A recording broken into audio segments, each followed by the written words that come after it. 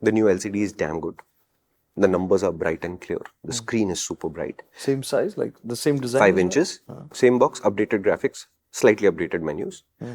I think they'll also go back to the 390 Duke, this updated graphic thing. There are 4 segments at the bottom of the screen, which you can choose what you'd like to display, which I found really useful. Because, so during the testing process, I was looking at different numbers for the motorcycle. So right now I want to see trip 1, trip 2, average fuel economy and something. But then when you change something else, you could just change those. That was very useful. The switch cube on this side, if you remember from the KTM, had the D-pad with the buttons. Nice and clicky. Next to the hazard indicator, the cruise control button has appeared. You can use it to switch on and switch off cruise control. That's just the system, not actual cruise. Underneath the switchgear is a rocker switch. It's designed like this. So this is a minus facing the front of the motorcycle. This is a plus at the back. And you rock this to decide the speed. They've complicated their own life because right next to the plus button is the horn. So I have honked when I was trying to set cruise quite a bit. I have also set cruise quite a bit when I was trying to honk, which is why resuming from the front requires you to have a half-second press from your side. But if you use the other one instead to resume, it's instant. The problem is this is the actual resume button, and that actually goes 1 kmph slower and then resumes, which really annoyed me because my OCD, right? And when you first turn it on, it sets whatever speed you're at. Okay. Quick shifter is absolutely kick-ass. We'll come back to that. Cruise control works really well. You will hear a few complaints about when you cancel cruise control by touching the brake or clutch or whatever. The interruption seems a little bit abrupt. They're all like that.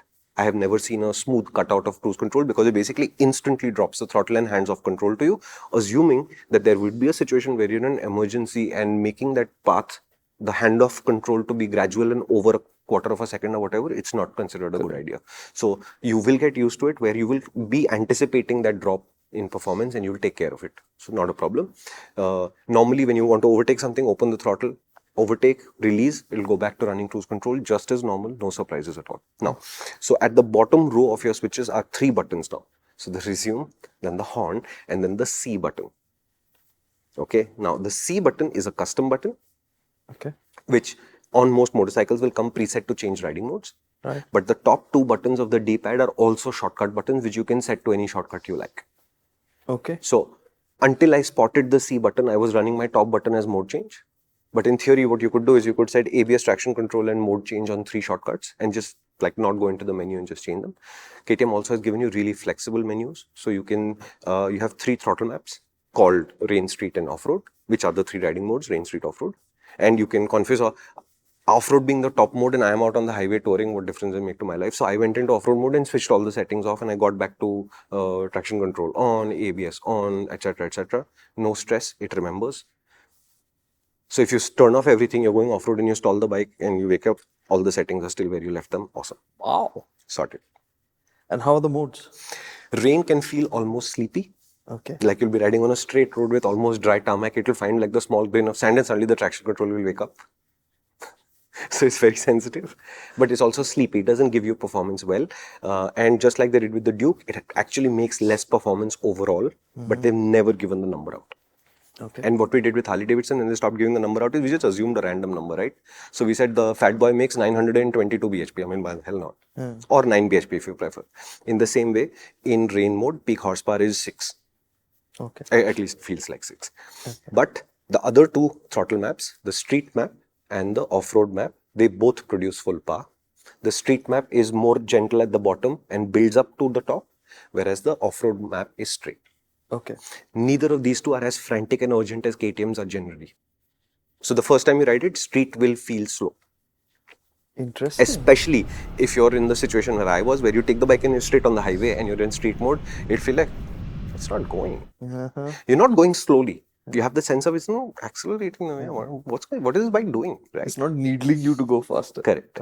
And in my head, the top mode being off-road is just backwards. And if the only guys who can make this justifiable is the KTM guys because they're nuts.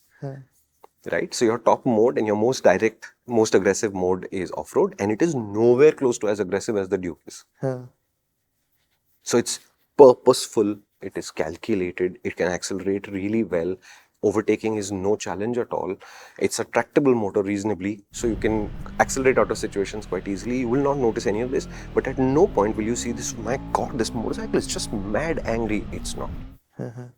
Is it also because the wheelbase is longer that it's just feeling more? It's all of it. It's the ignition map, it's the extra weight, it is the weight being compensated by the sprocket, which might be why the refinement is a little bit behind the Duke in some ways. But the wheelbase went up 40 millimeters, most of it from the swing arm, so it's not a small change. So it has just become a calmer motorcycle. So first I thought, little bit sleepy. But the more the miles accumulated, I said, no, it's a travel motorcycle. Its job is to be composed, is to be purposeful, is to be at peace so that your brain consumption, your energy consumption as you ride is not maximized. Really, really enjoyed it. Awesome. You've just watched a 3 to 5 minute clip on the MotorInc Clips channel, which means either you are an exceptionally talented millennial or Gen Z, or you're a much older person. In either case, would you like a challenge? Our main channel has videos that are at least 5 to 8 times longer, and they make 5 to 8 times more sense, I promise. Would you like to check it out? Come to the MotorInc channel.